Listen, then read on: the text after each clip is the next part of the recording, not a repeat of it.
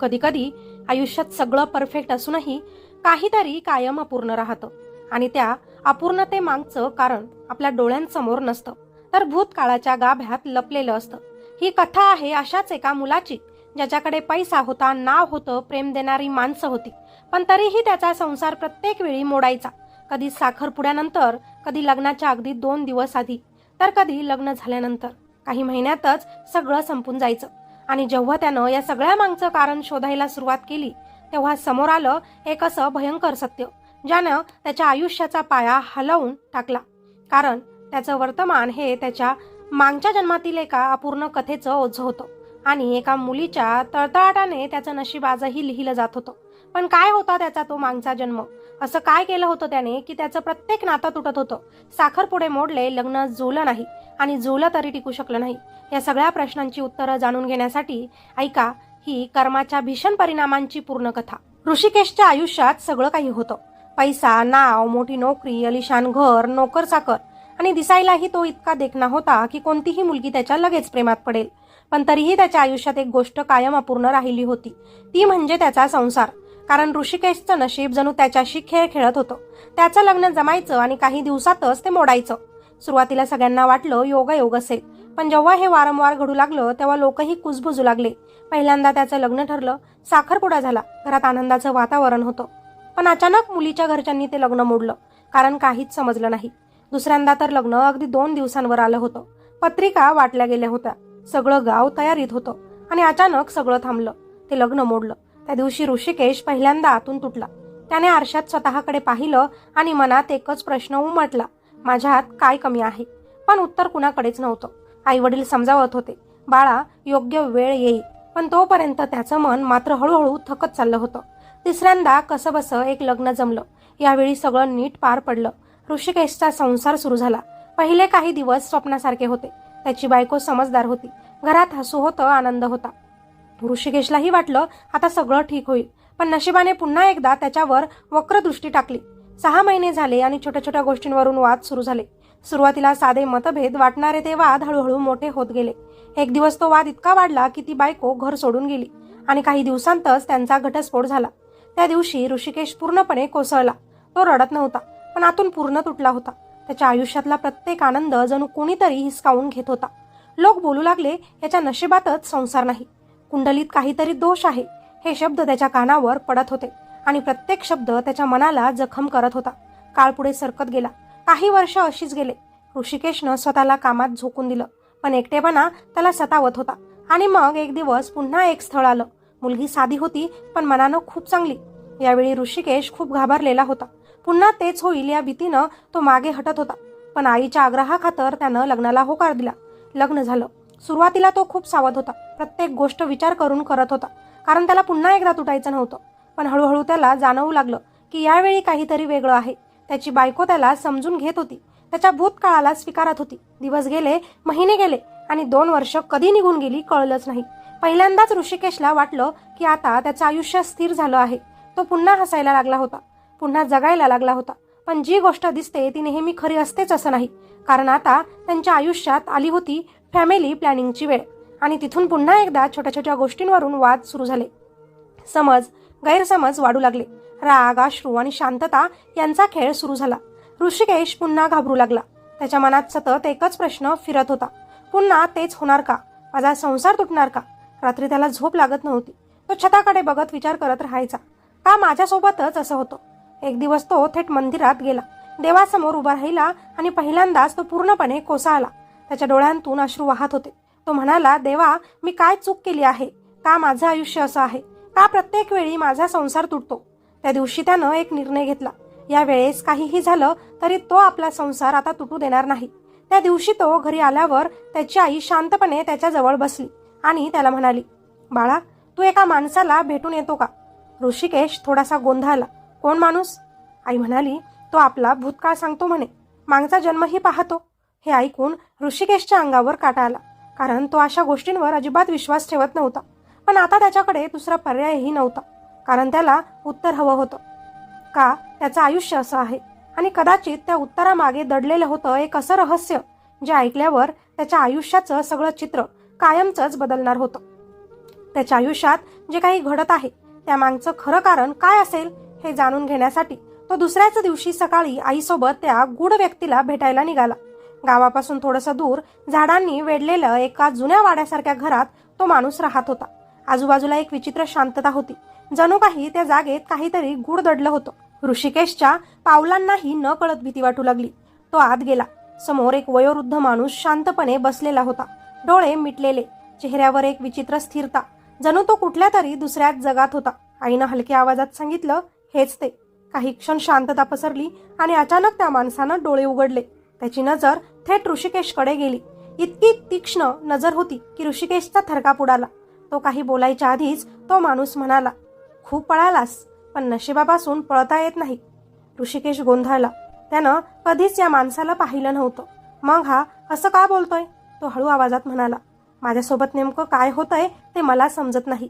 कृपया मला सांगा. त्या माणसानं त्याची जन्मवेळ, जन्मतारीख विचारली आणि काही क्षण डोळे मिटले आणि जणू काही त्याच्यासमोर भूतकाळ उघडू लागला. वातावरण अचानक जड झालं. हवेत एक अजब ताण निर्माण झाला. काही वेळाने त्यानं डोळे उघडले आणि शांत पण थरकाप उडवणाऱ्या आवाजात त्यानं बोलायला सुरुवात केली. तुझं नाव ऋषिकेश आहे, पण हा तुझा पहिला जन्म नाही. ऋषिकेशचं हृदय जोरात धडधडू लागलं. आजपासून जवळपास 100 वर्षांपूर्वी तू केशव नावाने एका श्रीमंत घरात जन्माला आला होतास. हे ऐकताच ऋषिकेश स्तब्ध झाला. त्या माणसाचे प्रत्येक शब्द त्याच्या मनात कोरले जात होते. तू जेव्हा शिक्षणासाठी कॉलेजमध्ये गेला होतास आणि तिथेच तुझी भेट झाली होती एका मुलीशी. काही क्षण तो थांबला आणि पुढचं नाव घेतलं, जान्हवी. हे नाव ऐकताच ऋषिकेशच्या अंगावर काटा आला. का कोण जाणे, पण त्या नावाशी त्याला एक वेगळंच नातं जाणवत होतं, जणू काही खूप जुनं, खूप खोल. तो माणूस पुढे म्हणाला, तुमचं प्रेम खूप खरं होतं, निरागस होतं. तुम्ही दोघंही एकमेकांशिवाय राहू शकत नव्हता. तू तिला वचन दिलं होतं की तू लग्न करशील तर फक्त तिच्यासोबतच करणार. तिच्याशिवाय दुसऱ्या कुणाचाही विचार तू करणार नाहीस. ऋषिकेशच्या डोळ्यांसमोर जणू काही धुसर चित्र तरळू लागलं.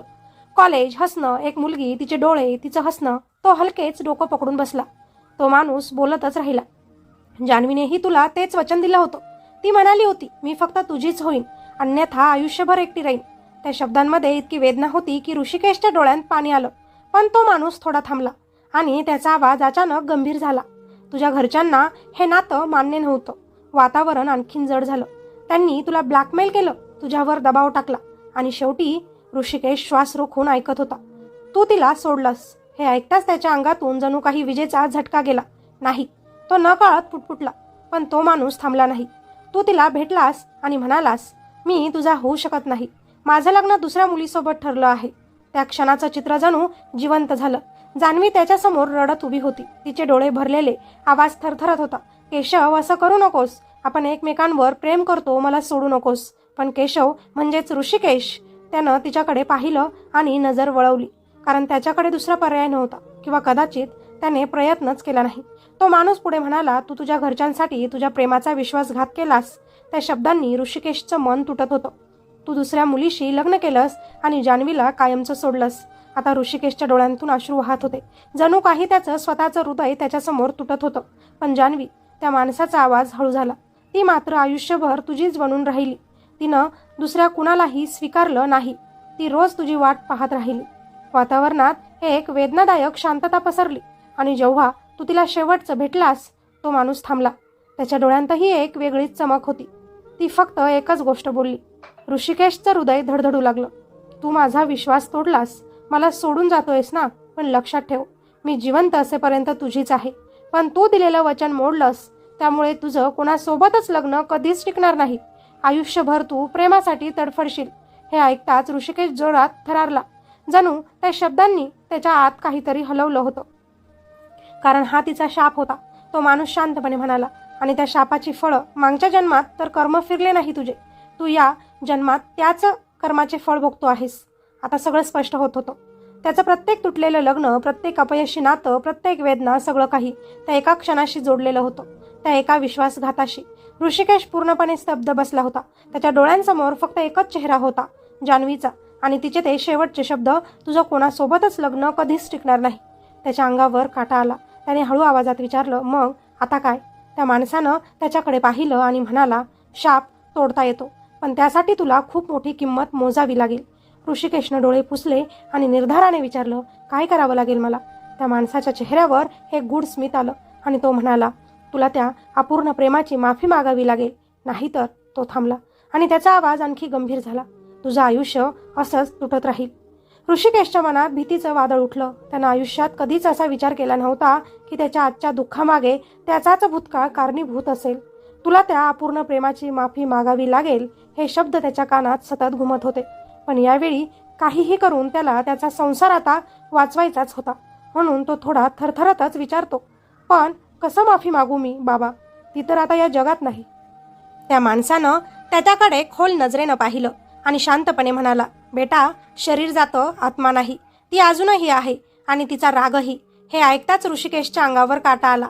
त्याच्या मनात एकाच वेळी भीती आणि आश्चर्य निर्माण झालं. मग मला काय करावं लागेल? तो हळू आवाजात विचारतो. त्या माणसानं डोळे मिटले आणि काही क्षण शांत राहिला. जणू काही तो पुन्हा काहीतरी पाहत होता. तुला तिच्यापर्यंत पोहोचावं लागेल, तिच्या आत्म्याशी संवाद साधावा लागेल, तिची माफी मिळवावी लागेल. ऋषिकेश गोंधळला. हे शक्य आहे का? त्या माणसानं हळूच मान हलवली. सोपं नाही, पण अशक्यही नाही. पण लक्षात ठेव, या मार्गावर तुला खूप वेदना सहन कराव्या लागतील. काही क्षण ऋषिकेश काहीच बोलला नाही. त्याच्या डोळ्यांसमोर त्याचा सध्याचा संसार उभा राहिला, त्याची बायको, तिचं ते हसणं आणि मग अचानक त्याचं सगळंच तुटण्याची भीती. त्यानं डोळे बंद केले आणि ठामपणे म्हणाला, मी तयार आहे. त्या माणसाच्या चेहऱ्यावर हलकंसं स्मित उमटलं. ठीक आहे, आजपासून तुझी परीक्षा सुरू होते. तो पुढे म्हणाला, आज मध्यरात्री तुझ्या घराच्या जवळच्या जुन्या वडाच्या झाडाखाली जा. तिथे तुला ती भेटेल. ऋषिकेशच्या छातीत धडधड वाढली. ती म्हणजे जान्हवी? हो. त्या माणसाचा आवाज गंभीर झाला. पण लक्षात ठेव, ती आता तशी नाही जशी तू तिला सोडलं होतंस. तिच्या प्रेमात आता वेदना मिसळल्या आहेत आणि त्या वेदनेतूनच तिचा राग जन्माला आला आहे. ऋषिकेश गप्प बसला. त्याला भीती वाटत होती, पण त्याहून जास्त त्याला त्याचा संसार वाचवायचा होता. संध्याकाळ झाली. घरात सगळं नेहमीसारखंच होतं, पण ऋषिकेशच्या मनात मात्र प्रचंड ताण होता. त्याची बायको त्याच्याकडे पाहून म्हणाली, तू ठीक आहेस ना? तो जबरदस्ती हसतच तिला म्हणाला, हो, थोडा कामाचा ताण आहे. पण खरं तर त्याच्या आयुष्यात आज सगळ्यात मोठी रात्र येणार होती. रात्री सगळे झोपले. घड्याळाने 12 वाजवले आणि ऋषिकेश हळूच उठला. त्याचं हृदय जोरात धडधडत होतं. तो घराबाहेर पडला. सगळीकडे अंधार पसरला होता. रस्ते रिकामे होते. वाऱ्याचा आवाजही थोडा वेगळाच वाटत होता. तो हळूहळू त्या वडाच्या झाडाकडे चालू लागला. प्रत्येक पाऊल जड होत होतं, जणू काही तो अज्ञात जगात प्रवेश करत होता. काही वेळाने तो त्या झाडाजवळ पोहोचला. ते झाड खूप जुनं होतं, मोठं होतं. त्याच्या फांद्या खाली झुकलेल्या आणि त्याभोवती एक विचित्र थंडावा होता. ऋषिकेश थोडा थांबला. त्यानं आजूबाजूला पाहिलं. सगळं शांत होतं. अचानक एक थंड वारा सुटला. झाडाच्या पानांचा आवाज झाला आणि त्याच क्षणी त्याला असं जाणवलं की तो तिथं एकटा नाही. त्याचा श्वास अडकला. त्यानं हळूहळू मागे वळून पाहिलं आणि पुढच्याच क्षणी त्याचे डोळे भीतीनं मोठे झाले. त्याच्यासमोर पिवळ्या साडीमध्ये केस मोकळे सोडलेली एक स्त्री उभी होती. तिचा चेहरा फिकट पडला होता, पण तिचे डोळे रागाने भरलेले होते. ऋषिकेशचा आवाज थरथरला, जा जान्हवी. ती काहीच बोलली नाही, फक्त त्याच्याकडे बघत राहिली. त्या नजरेत प्रेम नव्हतं, फक्त वेदना आणि राग होता. अचानक तिचा आवाज आला, पण तो आवाज मानवी नव्हता. तो खोल, थंड आणि भेसूर होता. आठवलं तुला माझं नाव? ऋषिकेश थरथर कापत होता. मी तो काहीच बोलू शकत नव्हता. माझं प्रेम आठवलं की माझा शाप? ती पुढे आली. प्रत्येक पावलासोबत वातावरण अजून थंड होत होतं. ऋषिकेशच्या डोळ्यांतून अश्रू वाहू लागले. माफ कर मला, मी चूक केली. ती अचानक जोरात हसली. तो हसणं ऐकून ऋषिकेशच्या अंगावर काटा आला. चूक? ती ओरडली. तू माझं आयुष्य उद्ध्वस्त केलंस केशव, आणि आता चूक म्हणतोयस? तिचा आवाज आता रागाने थरथरत होता. मी तुझ्यासाठी सगळं सोडलं, सगळं सहन केलं, आणि तू? ऋषिकेश खाली पाहत उभा होता. त्याच्याकडे काहीच उत्तर नव्हतं. तू दिलेलं वचन मोडलंस आणि आज त्याची शिक्षा भोगतो आहेस. ती त्याच्या अगदी जवळ आली.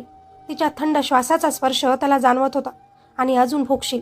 हे ऐकताच ऋषिकेशच्या मनात भीतीचं वादळ उठलं, पण त्यानं धाडस केलं. तो तिच्यासमोर गुडघ्यांवर बसला. मला शिक्षा दे, पण माझा संसार वाचव. मला एक संधी दे. काही क्षण शांतता पसरली. जान्हवी त्याच्याकडे पाहत राहिली.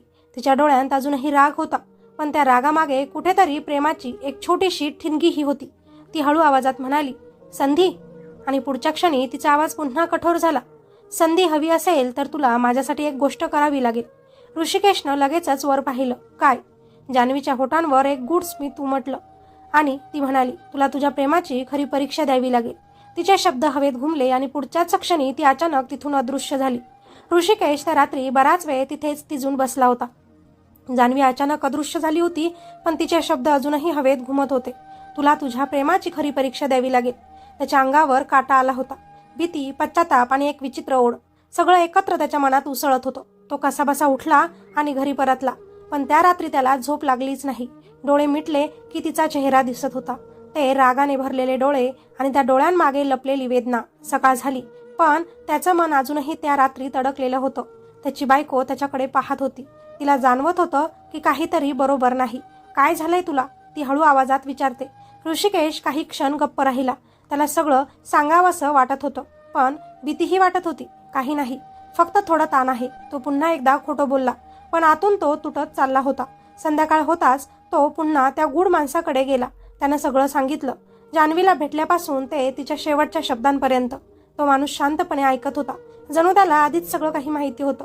तिनं तुला परीक्षा द्यायला सांगितली, म्हणजे अजूनही तिच्या मनात तुझ्यासाठी काहीतरी आहे, तो माणूस म्हणाला. पण ही परीक्षा सोपी नसेल. ऋषिकेश घाईने म्हणाला, काय करावं लागेल मला? त्या माणसानं डोळे मिटले. काही क्षण शांतता पसरली आणि मग तो हळू आवाजात म्हणाला, तुला तिचं अपूर्ण राहिलेलं स्वप्न पूर्ण करावं लागेल. ऋषिकेश गोंधळला. स्वप्न? हो, त्या जन्मात जान्हवीचं एक स्वप्न होतं. तिला तुझ्यासोबत एक छोटंसं घर हवं होतं, जिथे फक्त तुम्ही दोघंच असाल, प्रेमाने भरलेलं. पण तू तिला ते कधीच देऊ शकला नाहीस. त्या शब्दांनी ऋषिकेशचं हृदय पिळवटलं. आता तुला ते स्वप्न पूर्ण करावं लागेल. पण कसं?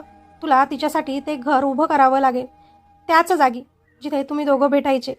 ऋषिकेशच्या डोळ्यांसमोर पुन्हा काही धुसर चित्र आली. एक जुना रस्ता, एक मोकळी जागा आणि तिथं उभं असलेलं त्यांचं ते स्वप्न. तो हळू आवाजात म्हणाला, मी करेन, काहीही करेन. त्या माणसाने त्याच्याकडे पाहिलं. लक्षात ठेव, ही फक्त सुरुवात आहे. तिचा राग अजून संपलेला नाही. तुला अजून खूप काही सहन करावं लागेल. ऋषिकेशनं मान हलवली. त्याच्या मनात आता एकच ध्येय होतं, जान्हवीची माफी मिळवायची आणि आपला संसार वाचवायचा. पुढचे काही दिवस तो त्या जागेचा शोध घेत राहिला. शेवटी एक दिवस त्याला ती जागा सापडली. एक ओसाड माळरान, आजूबाजूला कोणीच नव्हतं. पण त्याच्या मनात मात्र एक वेगळीच भावना जागी झाली. हीच ती जागा, त्याने स्वतःशीच म्हटलं. आणि तिथूनच त्याच्या परीक्षेची खरी सुरुवात झाली. त्यानं त्या जागेवर एक छोटंसं घर बांधायला सुरुवात केली. सगळं काम तो स्वतः पाहत होता. प्रत्येक विटेमध्ये जणू तो त्याचं प्रेम ओतत होता. दिवस रात्र तो त्या कामात गुंतला होता. त्याची बायको मात्र आता आणखीनच गोंधळली होती. तू इतका बदललायस का? ती विचारायची. पण ऋषिकेश अजूनही शांतच राहायचा, कारण त्याला माहिती होतं हे सगळं सांगणं सोपं नव्हतं आणि इतक्या सहज कोणी त्याच्यावर विश्वास ठेवणार नव्हतं. दिवस गेले आणि शेवटी ते छोटंसं घर तयार झालं. साधं पण खूप सुंदर, जसं जान्हवीचं स्वप्न होतं. त्या रात्री तो पुन्हा त्या घरात गेला. मनात एकच आशा, कदाचित आज ती पुन्हा भेटेल. आणि खरंच मध्यरात्री एक थंड वारा सुटला आणि ती पुन्हा त्याच्यासमोर येऊन उभी राहिली. यावेळी तिच्या डोळ्यांतला राग थोडा कमी वाटत होता, पण पूर्णपणे गेला नव्हता. ऋषिकेशनं हळू आवाजात म्हटलं, मी तुझं स्वप्न पूर्ण केलं. जान्हवीने आजूबाजूला पाहिलं, त्या घराकडे, त्या भिंतींकडे, आणि काही क्षण ती शांत राहिली. तिच्या डोळ्यात एक हलकीशी चमक आली, जणू ती काही क्षणांसाठी पुन्हा तीच जुनी जान्हवी झाली होती. पण पुढच्याच क्षणी तिचा चेहरा पुन्हा कठोर झाला. इतकं केल्यानं सगळं संपत नाही केशव, ती हळू आवाजात म्हणाली. ऋषिकेशचं हृदय पुन्हा धडधडलं.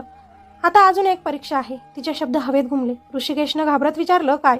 जान्हवी त्याच्या डोळ्यांत बघत म्हणाली, यावेळी तुला निवड करावी लागेल. निवड? हो, माझ्यात आणि तुझ्या सध्याच्या आयुष्यात. हे ऐकताच ऋषिकेशच्या पायाखालची जमीन सरकली. त्याच्या डोळ्यांसमोर त्याची बायको आली. तिचं प्रेम आलं, तिचा तो विश्वास आला, आणि दुसरीकडे जान्हवी आणि तिचं अपूर्ण राहिलेलं प्रेम, तिचा शाप. जान्हवीचा आवाज पुन्हा घुमला, जर माझी माफी हवी असेल तर तुला मला निवडावं लागेल.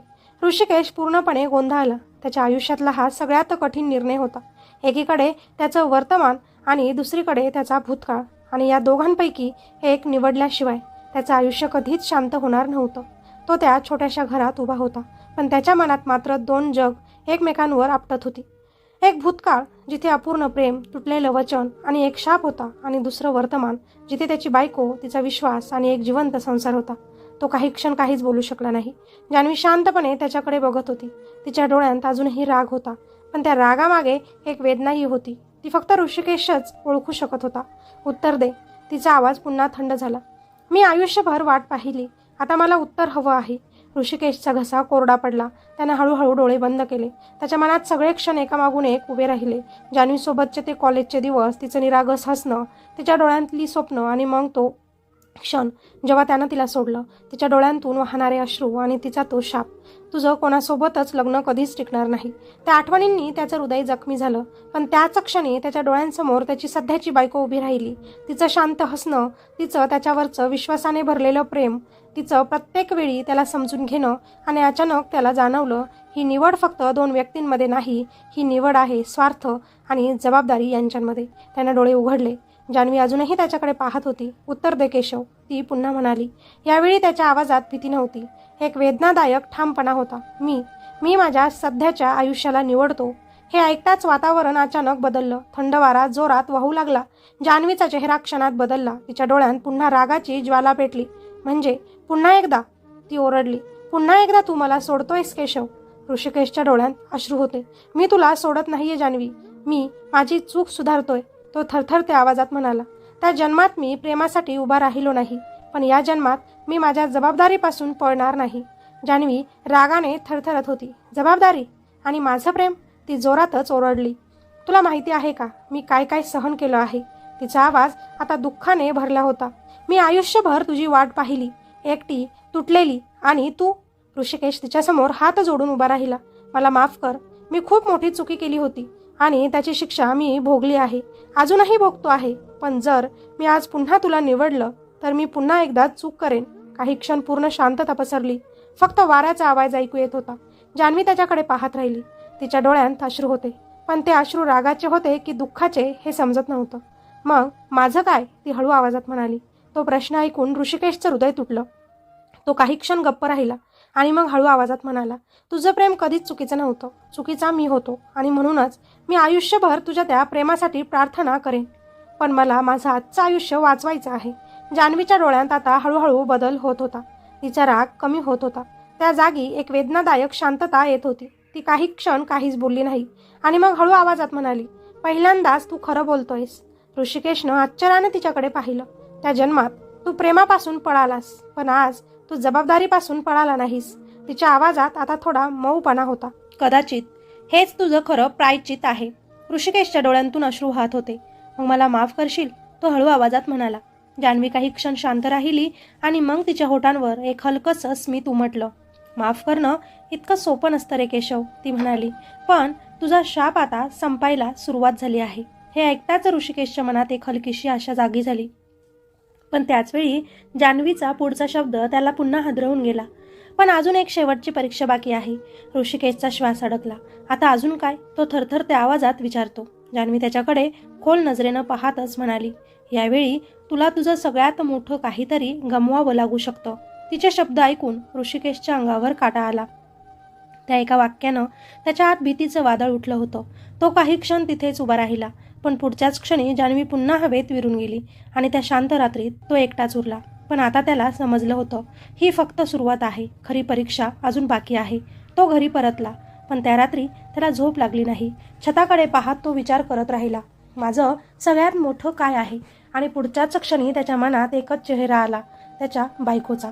त्याच्या श्वासाचा वेग वाढला. नाही, देवाला हात जोडून मागितलेलं हे सुख मी गमावू शकत नाही. सकाळ झाली. घरात सगळं नेहमीसारखंच होतं, पण ऋषिकेशच्या मनात मात्र काळोख होता.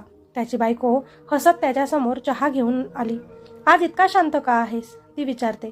ऋषिकेश तिच्याकडे पाहतो. काही क्षण तो तिच्या डोळ्यांत हरवून जातो. त्या डोळ्यांत इतका विश्वास होता, इतकं प्रेम होतं की त्याच्या मनात अपराधीपणाचं ओझं अजून वाढलं. काही नाही, तो हळू आवाजात म्हणतो. पण आज त्याच्या आवाजात बदलला होता. दिवसभर त्याचं लक्ष कुठेच नव्हतं. प्रत्येक क्षणी त्याला एकच भीती सतावत होती, काहीतरी वाईट होणार आहे. आणि संध्याकाळी अचानक त्याच्या आयुष्यातलं सगळं बदलूनच गेलं. त्याला फोन आला हॉस्पिटलमधून. तुमच्या पत्नीचा अपघात झाला आहे. हे ऐकताच त्याच्या हातातून फोन खाली पडला. त्याच्या पायाखालची जमीनच सरकली. तो वेड्यासारखा हॉस्पिटलकडे धावला. तिथे पोहोचल्यावर त्याने तिला पाहिलं. ती बेडवर पडली होती. शरीरावर जखमा होत्या, चेहऱ्यावर वेदना, पण श्वास मात्र चालू होता. डॉक्टर बाहेर आले. कंडिशन खूप क्रिटिकल आहे. पुढचे काही तास खूप महत्त्वाचे आहेत. हे ऐकताच ऋषिकेशच्या डोळ्यांतून अश्रू वाहू लागले. त्याच्या कानात जान्हवीचे शब्द घुमले. तुला तुझं सगळ्यात मोठं काहीतरी गमवावं लागू शकतं. तो भिंतीला टेकून खाली बसला. त्याच्या हातांनी चेहरा झाकला. हेच होतं का? हीच ती परीक्षा? तो स्वतःशीच पुटपुटला. काही वेळाने तो ICU मध्ये गेला. त्यानं तिचा हात हातात घेतला. तिचा हात थंड होता. तो रडत म्हणाला, माझ्यासोबत असं करू नकोस, मला सोडून जाऊ नकोस. त्या क्षणी त्याला सगळं विसरायला झालं. ना शाप, ना भूतकाळ, फक्त त्याची बायको आणि तिचं आयुष्य त्याच्यासाठी सगळ्यात महत्त्वाचं होतं. आणि अचानक त्याला मागून एक थंड वाऱ्याचा स्पर्श जाणवला. तो हळूहळू मागे वळला आणि त्याचे डोळे भीतीनं मोठे झाले. जान्हवी तिथे उभी होती, ICUमध्ये, कुणालाही न दिसता, फक्त त्याच्यासमोर. तिच्या चेहऱ्यावर एक विचित्र शांतता होती. ही आहे तुझी शेवटची परीक्षा, ती हळू आवाजात म्हणाली. ऋषिकेश थरथरला. तू तू हे केलंस? त्याचा आवाज रागाने आणि दुःखाने भरला होता. जान्हवीनं काही उत्तर दिलं नाही. ती फक्त त्याच्याकडे पाहत राहिली. जर तिला वाचवायचं असेल, ती पुढे म्हणाली, तर तुला एक गोष्ट करावी लागेल. ऋषिकेशचा श्वास अडकला. काय? जान्हवीच्या डोळ्यात एक गूढ चमक आली. तुला मला वचन द्यावं लागेल. कसलं वचन? तो घाबरत विचारतो. की तू आयुष्यभर कोणावरही प्रेम करणार नाहीस. हे ऐकताच ऋषिकेशचा जगच थांबलं. काय? त्यानं अविश्वासाने विचारलं. हो, जान्हवी शांतपणे म्हणाली. तू तिचं आयुष्य वाचवू शकतोस, पण त्यासाठी तुला तुझ्या आयुष्यातील प्रेम कायमचं संपवावं लागेल. ऋषिकेशच्या डोळ्यांतून अश्रू ओघळले. हा निर्णय, हा त्याच्या आयुष्यातला सगळ्यात मोठा त्याग होता. एकीकडे त्याच्या बायकोचं आयुष्य आणि दुसरीकडे त्याचं प्रेम. त्यानं तिच्याकडे पाहिलं. ती अजूनही बेशुद्ध होती. तिचा श्वास मंद होता. तो पूर्णपणे तुटला. जर मी नाही म्हणालो तर? तो थरथरत्या आवाजात विचारतो. जान्हवीचं उत्तर थंड होतं. तर तू तिला कायमचं गमावशील. ऋषिकेशच्या आयुष्यातला तो क्षण जणू वेळ थांबवून ठेवणारा होता. एका बाजूला त्याची बायको मृत्यूशी झुंज देत होती आणि दुसऱ्या बाजूला जान्हवीचा थंड, कठोर प्रस्ताव त्याच्यासमोर उभा होता. तिचं आयुष्य वाचवायचं असेल तर आयुष्यभर कोणावरही प्रेम करणार नाहीस. त्याच्या छातीत श्वास अडकत होता. मनात विचारांचा भडीमार सुरू होता. बायकोवर प्रेम न करता जगणं हे शक्य आहे का? पण लगेच त्यानं तिच्याकडे पाहिलं. त्या बेडवर पडलेल्या त्याच्या बायकोकडे. तिचा प्रत्येक श्वास जणू त्याच्याकडे मदतीची भीक मागत होता. त्याच्या डोळ्यांतून अश्रू वाहू लागले. तो हळूहळू उठला. जान्हवी समोर गेला. काही क्षण तिच्या डोळ्यांत पाहत राहिला आणि मग थरथरत्या आवाजात म्हणाला, ठीक आहे, मी तयार आहे. जान्हवीच्या चेहऱ्यावर हलकीशी हालचाल झाली. वचन दे, ती शांतपणे म्हणाली. ऋषिकेशनं डोळे मिटले, हात जोडले आणि म्हणाला, आजपासून मी आयुष्यभर कोणावरही प्रेम करणार नाही. माझ्या मनात कोणासाठीही प्रेम उरणार नाही. ते शब्द बोलताना त्याचं हृदय अक्षरशः तुटत होतं, पण तो मनापासून बोलत होता. कारण तो ज्या व्यक्तीसाठी हे वचन देत होता त्याच्यावरचं प्रेम त्याला स्वतःला नाकारावं लागत होतं. ते शब्द हवेत विरले आणि पुढच्याच क्षणी एक विचित्र शांतता पसरली. जान्हवी काही क्षण त्याच्याकडे पाहत राहिली. तिच्या डोळ्यात काहीतरी बदलत होतं. राग, वेदना आणि आता एक हलकीशी शांती. शेवटी तू तुझं सगळं दिलंस, ती हळू आवाजात म्हणाली आणि पुढच्याच क्षणी ती हळूहळू अदृश्य झाली. त्याच क्षणी ICU मधल्या मशीनचा आवाज अचानक बदलला. डॉक्टर धावत आले. पल्स परत येतोय, कुणीतरी ओरडलं. ऋषिकेशनं घाबरत मागे वळून पाहिलं. त्याची बायको, तिच्या बोटांमध्ये हलकीशी हालचाल झाली होती. डॉक्टर तिला वाचवण्यासाठी प्रयत्न करत होते. काही मिनिट, जी त्याच्यासाठी आयुष्यभरासारखी वाटत होती. आणि मग डॉक्टर बाहेर आले. त्यांच्या चेहऱ्यावर हलकंसं स्मित होतं. ती आता सुरक्षित आहे. हे ऐकताच ऋषिकेशच्या डोळ्यांतून अश्रू ओघळले. तो तिथेच बसला. देवाचे आभार मानू लागला. त्याने त्याचं सगळ्यात मोठं गमावलं होतं, पण त्यानं तिचं आयुष्य वाचवलं होतं. काही दिवसांनी ती पूर्णपणे बरी झाली. पुन्हा घरी आली. घरात पुन्हा एकदा हसू आलं. आनंद परत आला. पण एक गोष्ट मात्र कायमची बदलली होती. तो म्हणजे ऋषिकेश. तो आता पूर्वीसारखा राहिला नव्हता. तो तिच्यासोबत होता. तिची काळजी देखील घेत होता. तिच्यासाठी सगळं करत होता. पण त्याच्या डोळ्यांतली ती भावना, ते प्रेम, ते कुठेतरी हरवलं होतं. तो हसायचा, पण त्या हास्यात ऊब नव्हती. तो बोलायचा, पण त्याच्या त्या शब्दांत जीव नव्हता. त्याची बायकोही हे हळूहळू जाणवू लागली. तू बदललायस, ती एक दिवस शांतपणे त्याला म्हणाली. ऋषिकेश काही बोलला नाही, कारण त्याच्याकडे उत्तरच नव्हतं. तो फक्त तिच्याकडे पाहत राहिला आणि त्याच्या मनातच म्हणाला, मी तुला वाचवलं, पण स्वतःला मात्र हरवलं. रात्री तो एकटाच बसायचा, छताकडे पाहत, आणि त्या रात्री आठवायचा. जान्हवीचे शब्द आठवायचा आणि स्वतःला विचारायचा, हेच का तुझं प्रायश्चित? पण आतून त्याला माहिती होतं, त्यानं जे केलं तेच योग्य होतं. कारण प्रेम फक्त मिळवणं नसतं. कधी कधी प्रेम म्हणजे स्वतःला पूर्णपणे गमावणं असतं. आणि त्या गमावण्यातच कुठेतरी एक वेगळी शांतता दडलेली असते. पण ही शांतता खूप महागात मिळते. आणि ऋषिकेशनं ती किंमत पूर्णपणे चुकवली होती. आता त्याचा संसार वाचला होता, पण त्याच्या मनातलं प्रेम कायमचं संपलं होतं. ऋषिकेशच्या आयुष्यानं जणू एक पूर्ण वर्तुळ पूर्ण केलं होतं. जे घडलं होतं ते फक्त शिक्षा नव्हती, तर ती त्याची परीक्षा होती. आणि तो त्या परीक्षेत पूर्णपणे पास झाला होता. त्यानं स्वतःचं प्रेम, स्वतःच्या भावना, सगळं काही गमावून सुद्धा दुसऱ्याचं आयुष्य वाचवलं होतं. आणि कदाचित हाच खरा प्रेमाचा अर्थ होता. त्या रात्री पुन्हा एकदा तो झोपेत होता आणि अचानक त्याला एक स्वप्न पडलं. धुक्यानं भरलेली एक जागा आणि त्या धुक्यातून हळूहळू जान्हवी समोर आली. पण यावेळी तिच्या चेहऱ्यावर राग नव्हता, द्वेष नव्हता, फक्त एक शांत समाधान होतं. ती त्याच्याकडे पाहत हळू आवाजातच त्याला म्हणाली, ही शिक्षा नव्हती केशव, ही तुझी परीक्षा होती आणि तू त्यात पास झाला आहेस. म्हणूनच आज मी खऱ्या अर्थाने मुक्त झाली आहे. तो काही बोलणार इतक्यात ती पुढे म्हणाली, आता मी तुला त्या वचनातून मुक्त करते, कारण आता तुझ्यावर कोणतंही ओझं नाही. ऋषिकेशच्या डोळ्यांत अश्रू आले. तो काहीच बोलू शकत नव्हता. जान्हवी हसली आणि त्याला म्हणाली, त्या जन्मात मी तुझी बायको बनू शकले नाही, पण आता मी पूर्णपणे मुक्त झाले आणि या जन्मात मी तुझीच मुलगी बनून येणार आहे, मनसोक्त जगणार आहे, बागडणार आहे. तेव्हा तुला माझ्यापासून दूर जावं लागलं, पण आता आयुष्यभर मला जप. तेव्हा मी तुझी प्रियसी होते तरी तू माझी खूप काळजी घ्यायचा. आता मी तुझी मुलगी असेन तर अजून जास्त काळजी घेणार, माहिती आहे मला. इतकं बोलून ती हळूहळू धुक्यात विरून गेली. जान्हवी, तो जोरातच ओरडला आणि त्याच क्षणी तो खडबडून जागा झाला. श्वास जोरात चालू होता, कपाळावर घाम होता, पण मनात एक वेगळीच शांतता होती. आणि खरंच जान्हवीनं जे म्हटलं होतं ते सगळं हळूहळू खरं ठरू लागलं. तो त्या वचनातून मुक्त झाला होता. त्याची बायको पूर्णपणे सुखरूप होती. त्यांचा संसार पुन्हा एकदा हसत खेळत सुरू झाला. काही दिवसांनी ऋषिकेशनं त्याच्यासोबत घडलेलं सगळं आपल्या बायकोला सांगितलं. सुरुवातीला तिला विश्वास बसला नाही, पण त्याच्या डोळ्यांतलं सत्य पाहून तिनं त्याला साथ दिली आणि शांतपणे म्हणाली, कदाचित हेच नियती होतं. आणि मग काहीच दिवसांनी त्यांच्या आयुष्यात एक आनंदाची बातमी आली. त्याची बायको हसत त्याच्याकडे आली आणि त्याला म्हणाली, आपण आई बाबा होणार आहोत. तो क्षण त्यांच्यासाठी शब्दांपलीकडचा होता. महिने सरत गेले आणि अगदी 7व्या महिन्यातच अचानक डिलिव्हरी झाली. काही क्षण तणावाचे गेले, पण लगेचच डॉक्टर बाहेर येत हसत म्हणाले, अभिनंदन, मुलगी झाली आहे. ऋषिकेशच्या डोळ्यांत अश्रू आले. तो आत गेला आणि त्याच्या बायकोच्या शेजारी एक छोटंसं निरागस बाळ झोपलेलं पाहिलं. त्याने हळूच तिच्या गालावर हात ठेवला आणि त्या क्षणी त्याला जाणवलं तीच ओळखीची शांतता. तो हलकेच हसला आणि म्हणाला, जानू. हो, त्याने तिचं नाव जानूच ठेवलं.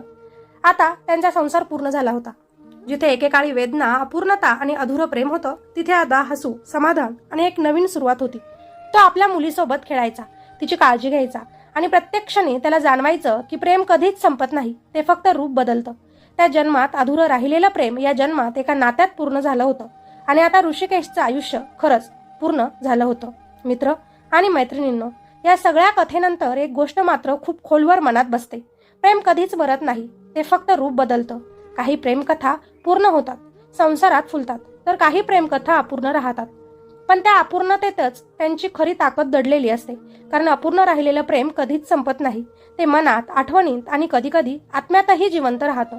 जेव्हा एखादी इच्छा अपूर्ण राहते, एखादं वचन अधुरं राहतं, तेव्हा त्या भावनांना शांती मिळत नाही. आणि कदाचित म्हणूनच काही जीव अडकून राहतात, भोग पूर्ण होईपर्यंत, वचन पूर्ण होईपर्यंत, किंवा त्या प्रेमाला त्यांचं खरं स्थान मिळेपर्यंत. जीवन आपल्याला फक्त सुख देत नाही, ते आपल्याला परीक्षा घेतं. कधी प्रेमाच्या रूपात, कधी विरहाच्या वेदनेत आणि कधी त्यागाच्या कठोर क्षणात. पण प्रत्येक वेदनेमागे, प्रत्येक भोगामागे एक अर्थ असतो, एक शिकवण असते. ऋषिकेशनं त्याच्या प्रेमासाठी स्वतःला हरवलं. त्याने भोग भोगले, वेदना सहन केल्या, पण शेवटी त्यानं जे गमावलं होतं तेच त्याला एका नवीन नात्यात परत मिळालं. कारण नियती कधीच अन्याय करत नाही, ती फक्त वेळ घेते आणि योग्य वेळी सगळं परत देते. कधी प्रियासी म्हणून, कधी पत्नी म्हणून आणि कधी कधी मुलगी म्हणून. म्हणूनच कधीही अपूर्ण प्रेमाला शाप समजू नका. कदाचित तेच प्रेम पुन्हा कुठल्या तरी जन्मात, कुठल्या तरी नात्यात तुमच्याकडे परत येणार असतं.